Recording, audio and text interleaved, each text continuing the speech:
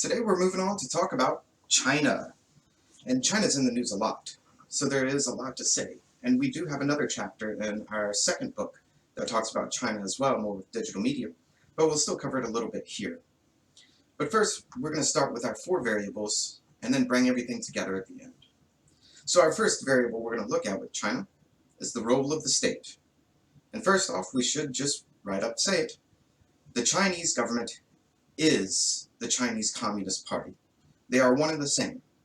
Although there are some institutional differences as far as the Communist Congress and as far as the Parliament and the institutions, but really they're one and the same.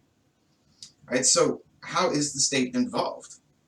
Well, first off, we should start by saying in the 1990s, China decided to liberalize its economy, switch more towards capitalism.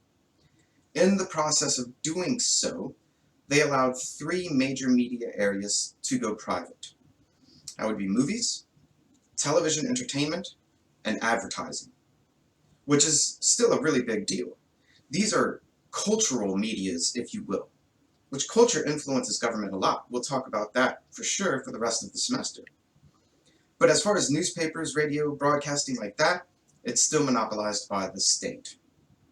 Now, even though the state lets some of this stuff go private, the state uses a lot of other ways in order to censor media or control media, outside of them simply owning everything. So some of the things we're going to talk about in a little bit also relates to role of the state. But as far as our variable value, we can just go ahead and say that role of the state in China in the media system is extremely high. Now, what about the structure of the media system in China? How would we look at newspaper circulation?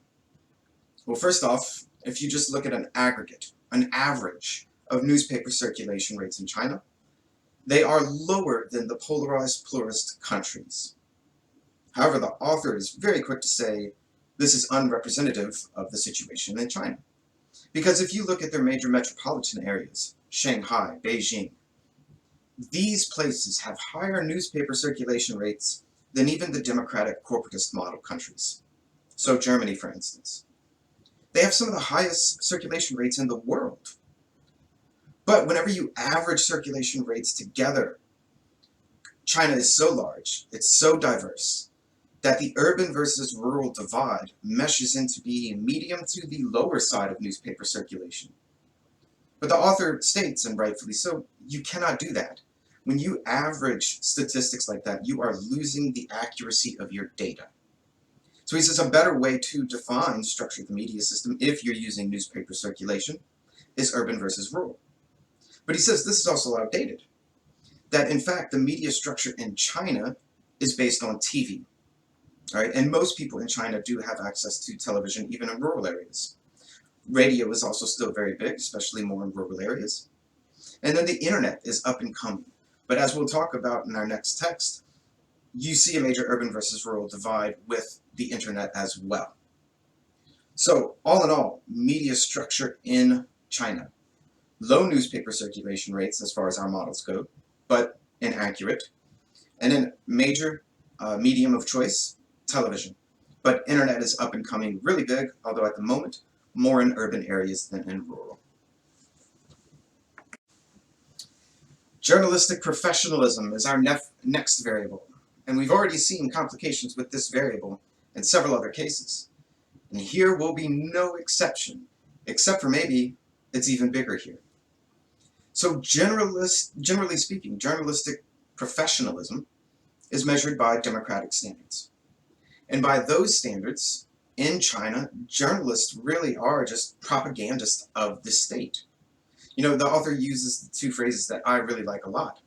Commercialization without independence and professionalism without guarantees. What does that mean?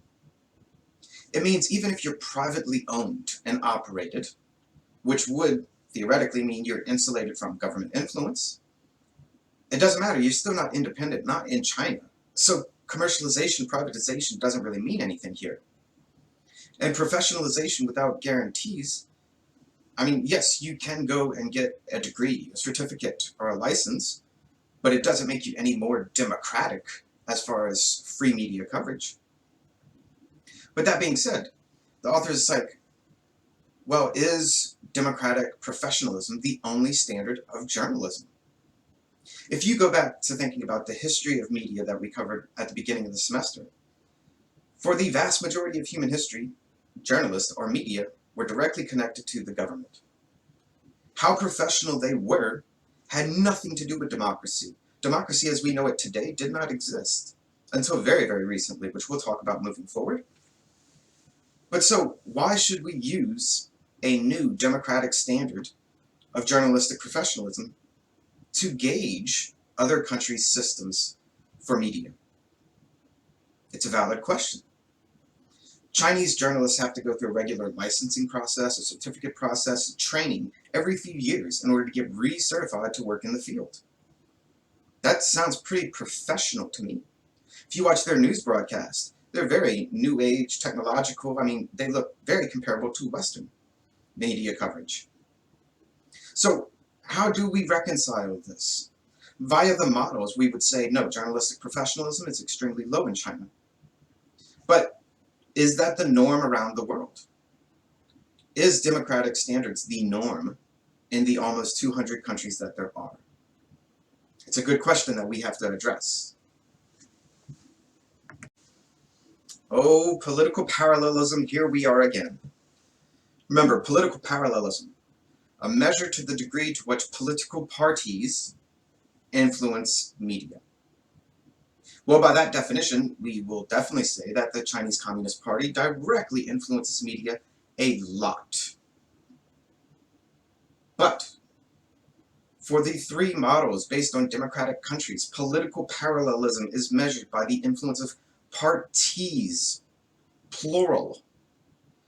China is a one-party communist state. So yes, political parallelism is high, but not by the same standard of definition as our three models. And in fact, you could compare this to Russia and South Africa. Now, all three countries have high political parallelism we've talked about. But all three of them are different than what the models are based on. Now, one of our conversations we're going to have in the forum is, how are they different? They are all the same, high political parallelism from one party in general, but still very different from what the models are looking at. So this is something we have to consider, something we have to think about. We have to do some compare and contrast, because we've been talking about creating new models, but in the idea of creating new models, we do want to find commonalities, generalizable things between cases to make new models. So is there potentially something generalizable in between the political parallelism between South Africa, Russia, and China that we could put into a new model separate from the original three based on Western democracies? So let's bring it all together and see how the values for our four variables add up to put China in which model. So role of the state is high, polarized pluralist.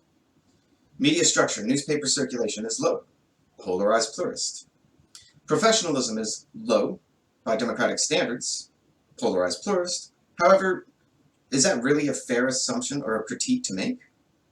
And political parallelism is high, polarized pluralist. But is it for the same reason? You see, when we look at our values for our variables here, we find that China very well fits into the polarized pluralist model. However, just like Russia, red flag, China is a communist authoritarian state. The polarized pluralist model is still based on democratic countries. Remember, France, Greece, Portugal, Italy, Spain. Something is wrong here. And the author says, perhaps we should consider the fact that maybe democracies aren't the norm around the world. Maybe authoritarianism is more of the norm. Maybe we should make a media system model based on authoritarian regimes. Sounds great. Although, something we'll need to talk about in the forums, which type of authoritarian system? Communist one-party authoritarian? Socialist one-party? Neo-authoritarian? Military dictatorship? Theocracy?